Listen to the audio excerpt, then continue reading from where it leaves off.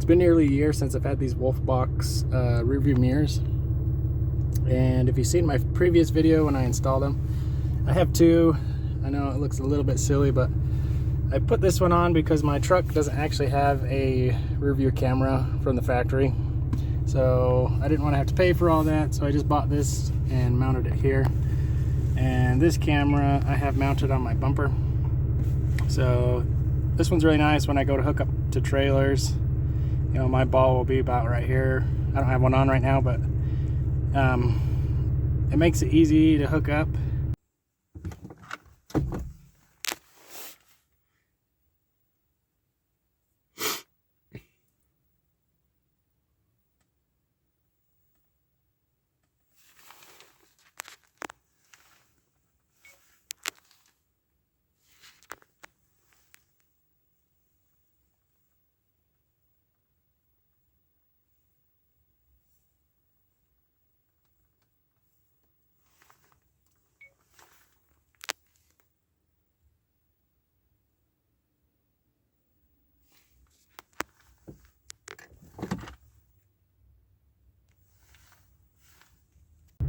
And I got this one because obviously this one I can't see my bumper, but it does allow me to see what's behind me in a very wide view,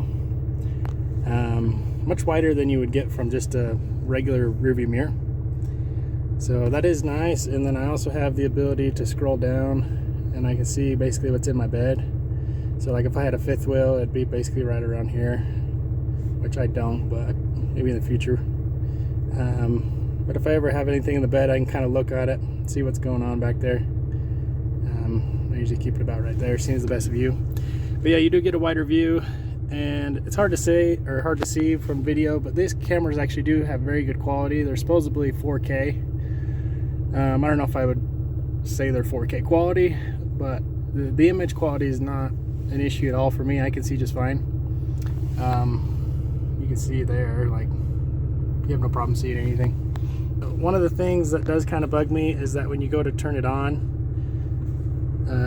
it does take a while for it to boot up. So I guess I can do that here. I'll turn my truck off and they'll stay on until you open the door, and then they turn off. And they do that damn chime every time. But they do take a minute, so if I cycle my key on, you know, I could have my truck started by now, and I'd probably be throwing it in reverse. And there they go.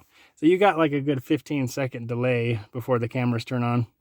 They work just fine. I've had them for just about a year, had no problems with them, you know, shorting out or anything.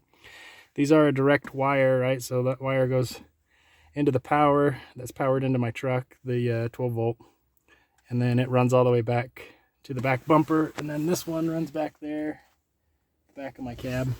Yeah, if you're looking for a cheap option for just a rearview camera to see what's in the back of your bed, like this one, I can't remember how much I paid, but I want to say it was just over $100 when I bought them.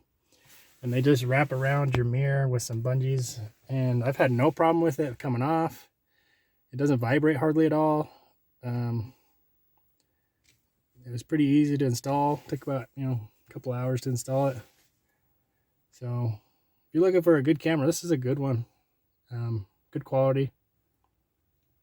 So I just thought I'd do an update video.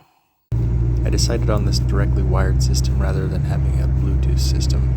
I didn't want a Bluetooth system that had any kind of lag. Especially if you're backing into trailers and stuff, you don't want to have it not real time and accidentally back and hit your bumper. Or even if you're pulling out of a parking lot or something like that. You want real time image, you don't want a delay. I'm in here in a parking lot, gives you an idea of how good the quality is at night. They still work pretty good, but you'll see as we get driving, if there's somebody behind you, it kind of blinds you. So right here, my phone camera does make this look worse than it really is.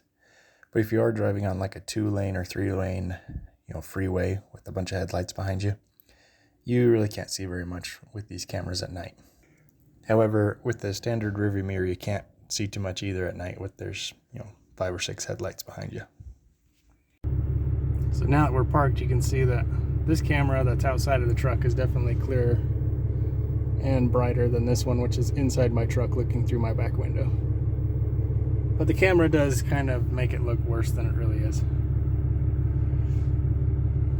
Anyways, that's just kind of my little review of these cameras after having them for a year. They work pretty dang good. Really don't have a lot of complaints. The only complaint I have really is that the startup sequence takes a little too long. Would I buy them again? Yeah, I'd probably buy them again for what I paid for them. Anyways, thanks for watching. Have a good one.